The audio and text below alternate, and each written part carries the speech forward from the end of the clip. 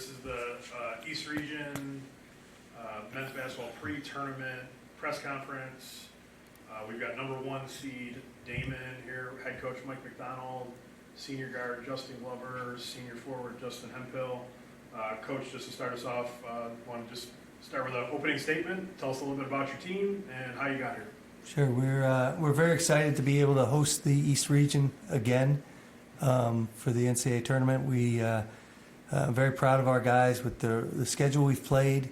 We challenged them early in the year, especially, and for us to be able to not only survive with that schedule but thrive with it. It shows great fortitude for these young men. They're really a special group, and we're happy to be here. And I'm hoping we get to play past Saturday.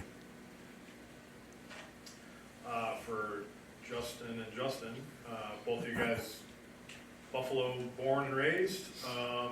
What does it mean to you guys to be able to host this tournament, not only at your home collegiate gym, but in your hometown too?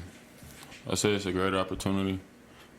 Honestly, coming to Daemen, this is something that I wanted to be a part of and I wanted to contribute to, and now being the opportunity with last year and this year, we were just getting our feet wet last year, something that we weren't used to. Obviously, we made it to the tournament before, but just hosting and the wave that we were riding, it kind of put a lot of pressure on us. But I feel like that loss earlier in the season against Daemen, it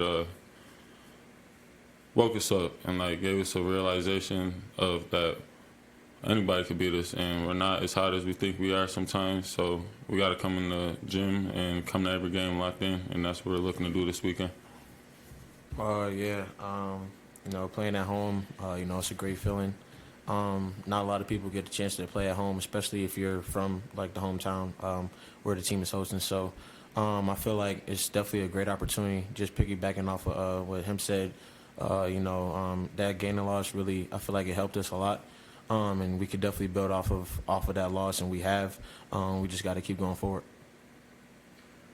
Coach, you alluded to the schedule that you guys played. I think you're 14-1 this year against teams that qualified for this tournament. Really? Wow. Just to play 15 games against NCAA tournament competition, how has that helped you guys get here, and was that the goal going in? That was definitely the goal.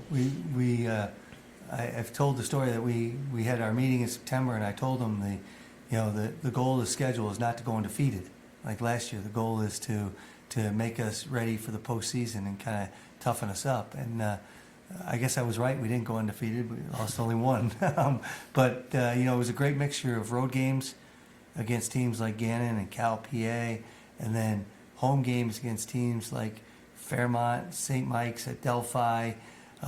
We've played St. Anselm, Felician.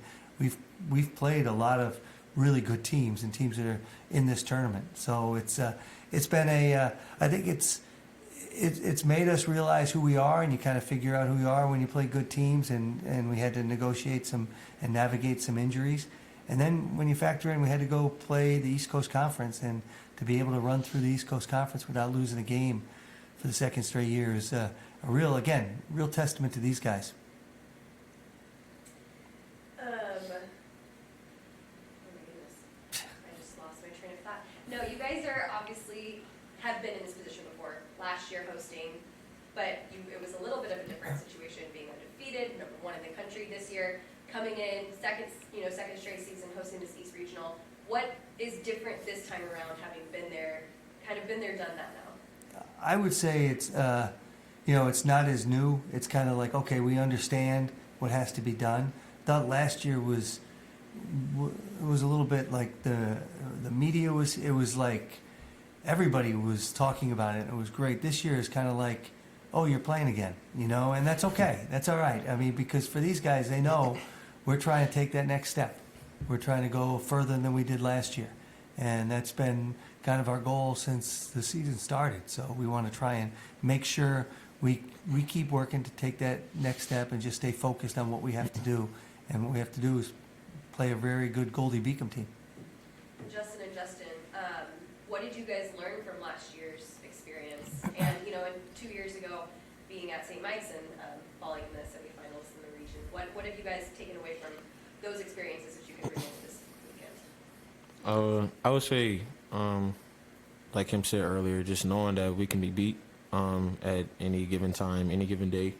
I feel like, you know, we want to take it one game at a time. You know, every year I've been here since my sophomore year. We've fallen short in the second round, so I feel like we just got to come prepared, execute the game plan that coach has given us. I feel like we just got to play the way we play, share the ball, play defense, and I feel like we'll be fine. But you know, just playing Daemen basketball and just going out there and having fun. I'll just say the preparation. Like, obviously, we've known since Monday that we were playing Go to Beacom, and it's been the same time, like the same thing. We knew we were playing Jefferson 2 years ago. We knew we were playing Bridgeport last year. So it's like, obviously, we know we got the preparation down for that first game. This is a tournament that we look forward to throughout the season, and we know it's not easy. We know we got to play 3 games in 4 days, and it's just taking care of our bodies, honestly. We made it to the second day 3 times, and we fell short. So something that we're looking to do this year is make it past that hump and just continue with our success.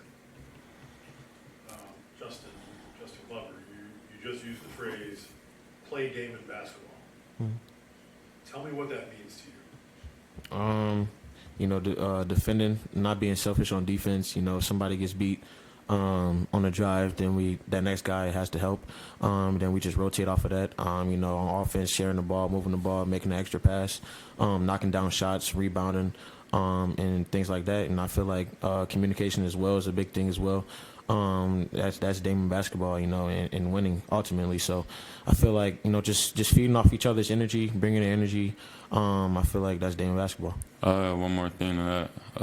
50-50 balls, anything, loose balls, we need them. That's Daemen basketball right there. We got to be dogs out there on the court. We got to act like we want it, and we got to play like it's our last time. I find it interesting. You started with the defensive end, Justin. Mm-hmm.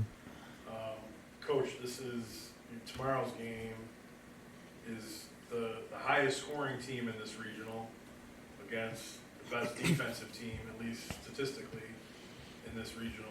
So, you know, what do you guys need to do to slow Goldie Beacom down? Well, it's tough to slow them down. If you look at it, they have had very few games where they've played in the 60s. They'd won, I think they scored in the 50s, and otherwise everything's in the 80s. They really score the ball very well. All 5 guys can shoot. If you look at the number of guys who have double-digit made threes, not attempted threes. Usually when you play somebody, there's a couple guys who they don't really shoot. Every one of their guys shoots. Every one of their guys make them. It starts with Powell. We're going to have to guard him. He's very talented. He might be the best guard we've faced all year, and we've played some very good guards at Division I and Division II level. And so we know he is very talented. He can shoot it anywhere over half court. He has the ultimate green light, and he also is unselfish. So we're going to have to do a good job of playing team defense on him. The other thing that you really start, there are 3 things with him. Obviously, guarding Powell. Number 2 is guarding them in transition and getting them out of transition and trying to make it a 5-on-5 game, because they play very fast. They really get the ball up the court, and we're going to have to sprint back. And then the third thing, and they're the 3rd best offensive rebounding team in the country. They are tremendous at sending guys to the backboard. They really have a want for the basketball and a need for the basketball when it comes off that offensive backboard.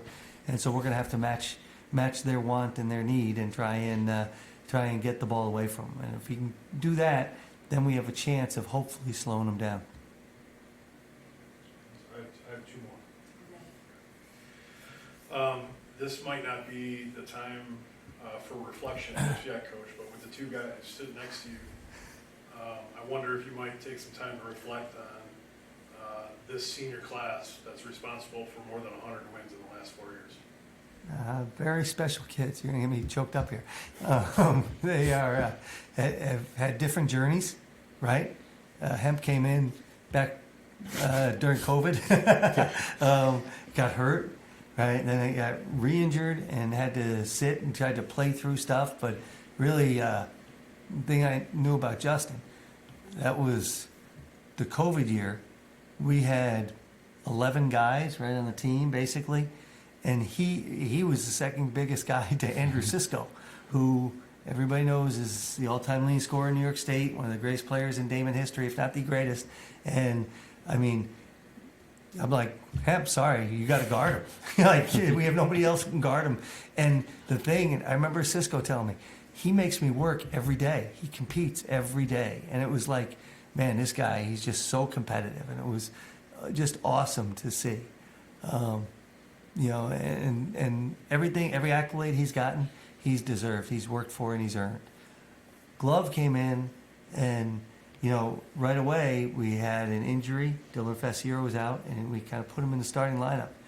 And we struggled a little bit that year. And then Dylan came back, and he was a freshman, and we made the move. We moved Dylan back in the starting lineup, and we moved him to the bench.